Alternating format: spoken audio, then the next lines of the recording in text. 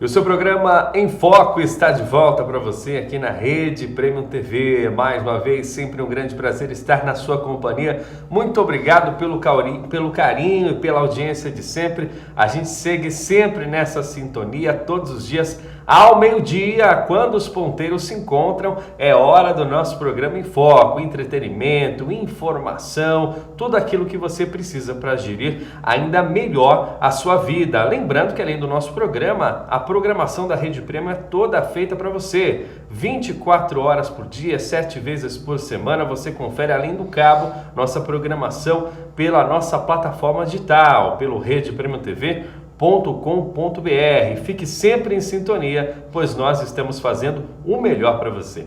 Hoje nós estamos em foco com a psicóloga comportamental Raquel Chimizo. Ela que está nos dando uma verdadeira aula e explicando conceitos importantíssimos que envolvem o transtorno da ansiedade. Raquel, tá contente de estar aqui com a gente falando sobre isso? Sim, é sempre um prazer estar aqui com vocês e falar sobre isso também, né? Poder ajudar as pessoas de casa a identificar o que estão passando e procurar tratamento para aquilo que está incomodando a vida delas. Muito bem. No final do primeiro bloco, a gente falou a respeito de alguns tipos da ansiedade e agora a Raquel ela vai dar umas rápidas explicações sobre as diferenças e como poder identificar isso em nós mesmos ou nas pessoas que estão à nossa volta. A Raquel tinha começado a falar para a gente da ansiedade generalizada, né? Isso. Hoje no consultório tem uma grande gama de pacientes que chegam com esse diagnóstico. Ansiedade generalizada, síndrome do pânico também, geralmente aparece bastante. Ansiedade generalizada é quando a pessoa não consegue mais viver sem estar ansioso. Então imagine uma pessoa que o tempo todo está com o pensamento acelerado ou está pensando em alguma coisa catastrófica, ou seja, ela sempre está com o pensamento lá no futuro, no que vai acontecer lá na frente e sempre imaginando que vai ser o pior possível. Esse tipo de transtorno faz com que as pessoas fiquem presas demais no que vai ainda acontecer e deixam de viver aquilo que está no presente. Então, são pessoas que estão sempre muito inquietas, sempre muito angustiadas e sempre com a sensação de que a qualquer momento alguma coisa muito ruim vai acontecer. Muito bem. Aí depois a gente tem uma outra classificação que se estende para quem tem um comportamento assim um pouco mais acelerado, não é? Um outro tipo de transtorno relacionado à ansiedade é o transtorno do pânico. Muitas pessoas que têm a ansiedade generalizada, ela também pode ter junto outros transtornos relacionados à própria ansiedade. Um dos transtornos mais comuns de acontecer em comorbidade, em conjunto, é o transtorno do pânico. A diferença de um para o outro é que no transtorno do pânico, a pessoa vai estar sempre imaginando que na hora que ela tem aquela crise, é uma crise muito forte, que deixa a pessoa com falta de ar, com coração acelerado, com suor na mão, às vezes dor de cabeça, às vezes solta o intestino, com aqueles sintomas todos que a pessoa que já tem a síndrome, a ansiedade generalizada também tem. A diferença é que quem tem o transtorno do pânico, ele vai ter picos muito grandes de ansiedade e na hora que ele tem esses picos, ele fica tão assustado que ele fica com medo de morrer ou de enlouquecer. Então, para diferenciar um do outro é a constância, né? Na ansiedade generalizada, a pessoa vai estar constantemente angustiada, constantemente ansiosa, pensamento acelerado, não consegue dormir direito, o coração sempre mais acelerado, sempre com sudorese nas mãos, né? Sempre angustiado. E no transtorno do pânico, isso tem picos de grande ansiedade, de grande intensidade e tem também esse pensamento recorrente de que vou morrer ou vou enlouquecer. É muito bem você falar sobre isso, porque o que a gente ouve na sociedade, às vezes até erroneamente, é de que o transtorno do pânico as pessoas têm vontade de se suicidar, o que na verdade não é que está ligado com a ansiedade, não é? Não. Não é muito comum que aconteçam esses pensamentos suicidas em quem tem o transtorno do pânico, o que acontece é que o transtorno do pânico, quando não tratado e por muito tempo ali na pessoa, fazendo com que ela sofra, ele vira depressão. Ele é um precursor, ou seja, ele traz a depressão, porque a pessoa que sofre com transtorno do pânico, ela tem dificuldade de sair de casa, a vida dela fica limitada, porque ela sabe que ela fica com medo de, ao sair, alguma coisa horrível acontecer. Né? Ela começa a ficar com medo de dirigir o carro sozinha e ter uma crise. Ela começa a ficar com medo de ir para uma festa, para uma balada, encontrar com os amigos e chegar lá e ter uma crise. Todo mundo fica sabendo que ela está com algum transtorno psiquiátrico. Ou seja, a vida dessa pessoa começa a ficar muito limitada e isso faz com que ela deprima. A depressão, sim, é um dos transtornos que tem como característica essa dificuldade e essa falta de interesse pela vida, mas não o transtorno do pânico em si. Muito bem, vamos falar um pouquinho agora de uma questão também que não deixa de ser importante, né, para quem já descobriu os transtornos de ansiedade, tanto em si quanto em alguém da família, alguém próximo. Como que a gente faz na hora de ir para o tratamento?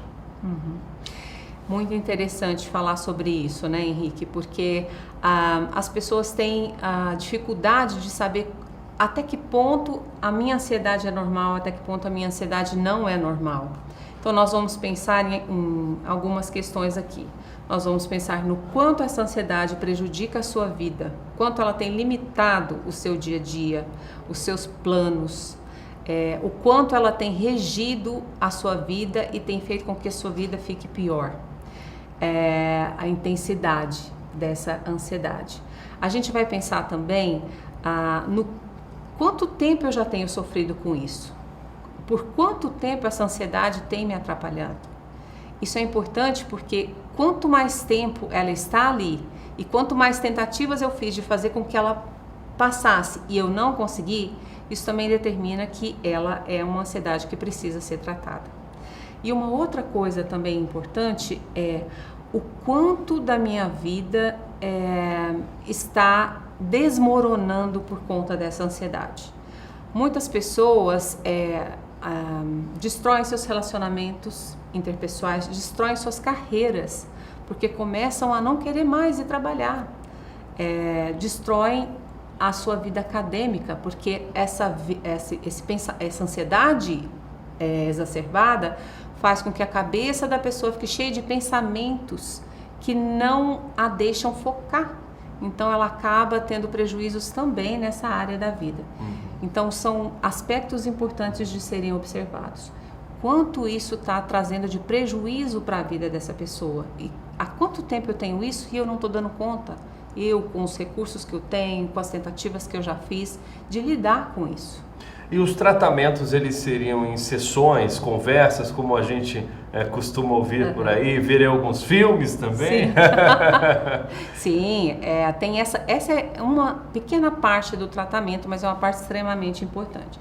Então vamos pensar assim, que esse tratamento é como se fosse um polvo, ele tem vários braços, né? Um dos braços importantes é o tratamento na psicoterapia.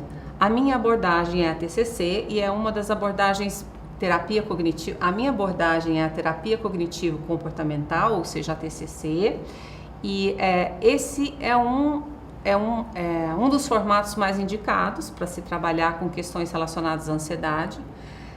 Foi criado lá nos Estados Unidos na década de 60, justamente para trabalhar com esse tipo de modelo, esse tipo de transtorno na realidade. E aí veio para o Brasil também trazido porque na época os tratamentos que estavam aqui acontecendo não estavam tendo o sucesso que se desejava. Para além da psicoterapia, em muitos casos, eu não diria na maioria, mas eu diria em muitos casos, também é necessário medicação. E essa é uma parte muito importante da gente falar e, de uma certa forma, descriminalizar, né, ou quebrar com preconceitos, com barreiras aqui. Porque no tratamento psiquiátrico tem duas linhas, né, de medicação. Uma das medicações são medicações que vão durar por mais tempo, antidepressivos, né? São antidepressivos serotoninérgicos, ou seja, antidepressivos que vão trabalhar e vão dar uma informação para o nosso cérebro sobre a serotonina. Porque como a gente falou lá atrás, o nosso cérebro, quando sente falta da serotonina, que é uma das substâncias que acabam, né, ficando cada vez mais raras ali, ele recapta. É como se ele guardasse. Nosso corpo é muito inteligente. Ele guarda gordura porque a gente precisa, vai que a gente passe fome e a gente vai precisar dela, se bem que a gente nem gostaria que ele fizesse isso, mas ele faz. E o nosso cérebro também faz isso. Ele recapta quando vê que a serotonina está ficando escassa. E aí o remédio vai lá, conta uma mentirinha lá no cérebro e fala, olha, já está produzindo serotonina de novo. E aí o que os nossos neurônios fazem? Liberam a serotonina. E aí a gente passa a voltar para um ciclo novamente de produção de serotonina. Só que esse remédio, ele não faz produzir, ele só, vamos dizer que ele conta uma mentira ali, ele manda uma mensagem e ajuda a gente a ficar melhor. Então, tem essa parte que é com o antidepressivo e tem uma outra parte também que são com benzodiazepínicos. Remédios que vão ser usados para bloquear a crise de ansiedade. Tem um preconceito muito grande com relação à medicação, porque as pessoas sempre falam, a medicação é para louco, medicação causa dependência.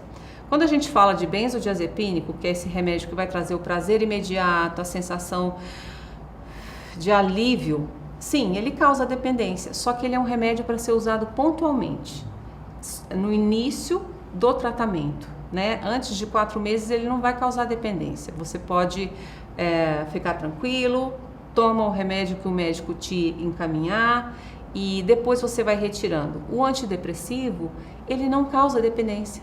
Várias pessoas pensam que causa, mas não causa.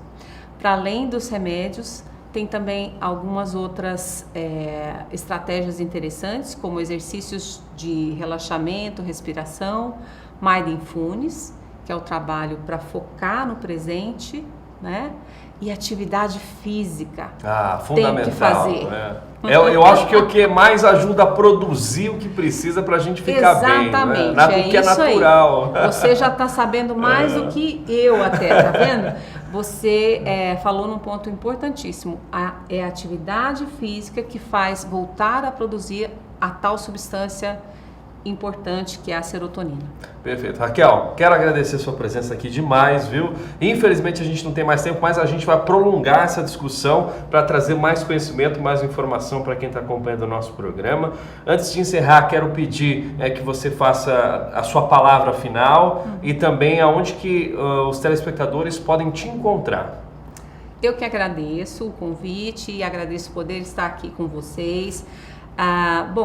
A clínica onde eu trabalho e a qual eu administro, a Clínica Renco, tem um site www.clinicarenco.com.br. Nós estamos também com um canal no YouTube, no Facebook e no Instagram.